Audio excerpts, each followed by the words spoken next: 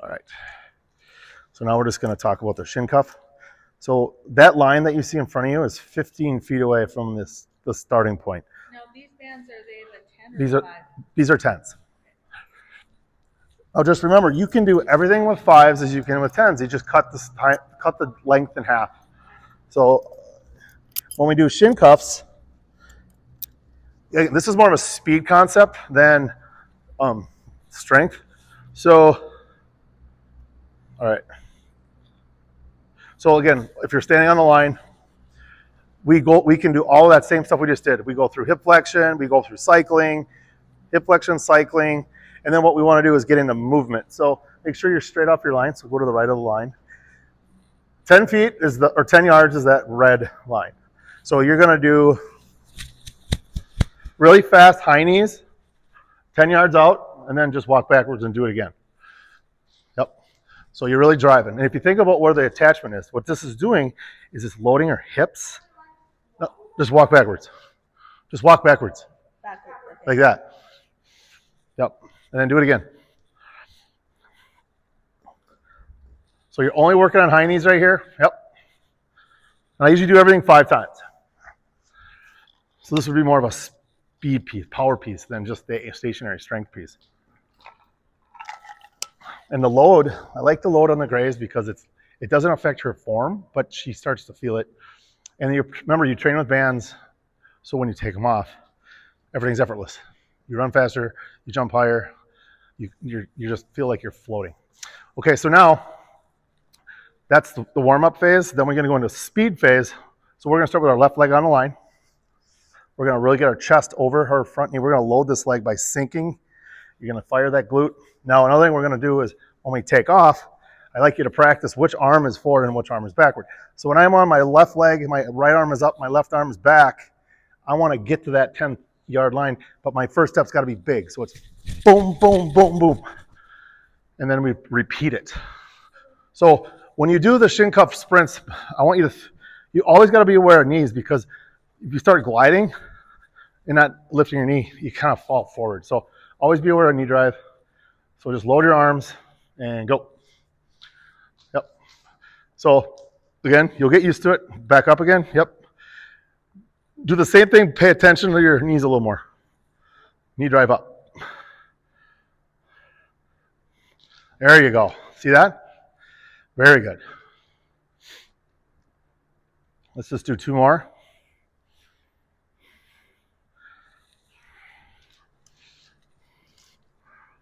Good. So these are 10-foot grays. We got her hooked to my wall. Okay. So, and then when we go, let's switch legs. So put your right leg on there. Now think about your arms. Okay, which arm's going forward? Get it right, and then we'll go. I know. Ready? Yep. Go. Atta girl. So it sets of 5. So she does 5 each leg. And again, this is like having a treadmill, because she's running against resistance below the knee. When you take it off, it feels effortless. But it's also strengthening her hips and her groin for playing, staying strong here. One more. So in the videos I send you, it'll go through that part. Obviously a lot of reps, 5, 5, 5. This is where I'll say, whenever you're done with that, reach down, unclip them. Unclip them. Yep, take tension off.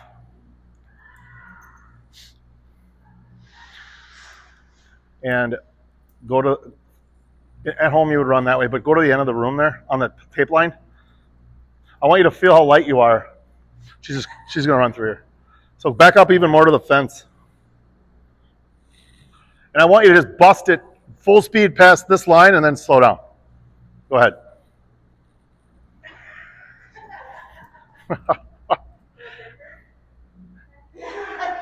It's a very weird feeling. If you do 15 sets, you're like, there's more of a, it's kind of like building up like a rubber band, and then you got to let go of the band. So this is where I would say ball skills next. So this is where you can start working on skills. Now, as far as the ball goes, what I would tell you is, let's say you're at a field or at the indoor facility, come on back. You know, if you're playing catch or pass, you know, don't make it a habit of going out to get the ball with the bands on. Have somebody else do it for you. Even though you can do that, I prefer you to train in this area here, maybe like 3 to 4 feet away from the starting line. This is all you want to do, but you can move laterally. You can move around. It doesn't always have to be this way. But I don't want you running out 10 yards with those on to touch the ball. So backwards, come here. I'm just going to have you do a couple of these. So we want to work the posterior of our body.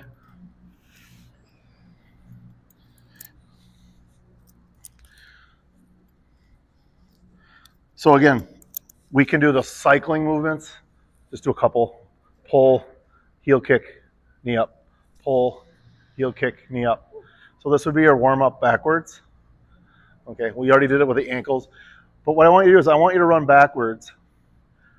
Push through your toes.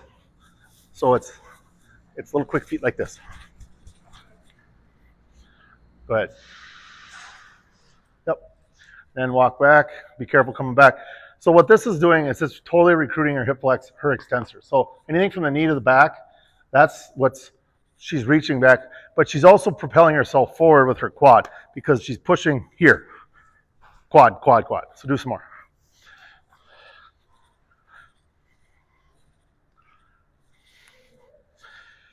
Now, you don't have to do all of this in one day. You can see there's like 7 parts of this program.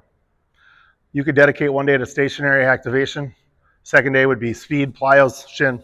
Third day would be belt training, conditioning. So, you know, use the phases how you want, how you have time. But once you understand all the phases, you'll go, because there really is no set schedule for this.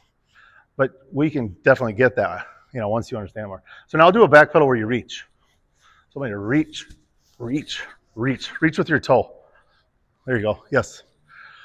So what this is doing is just getting more glute, more hammy into your routine.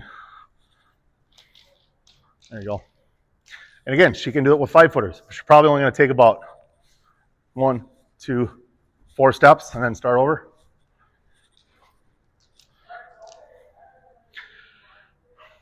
Okay, so then face that way and then shuffle.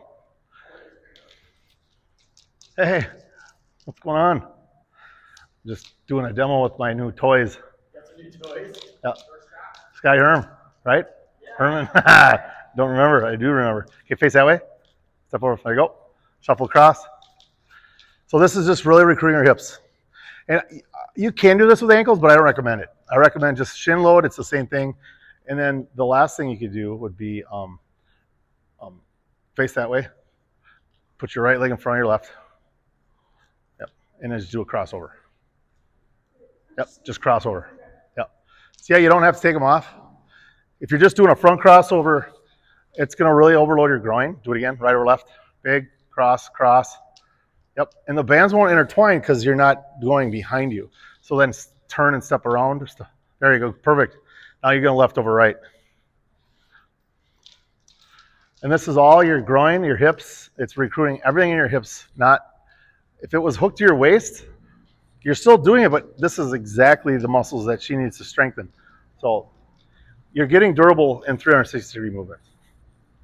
And that's how you use the shins.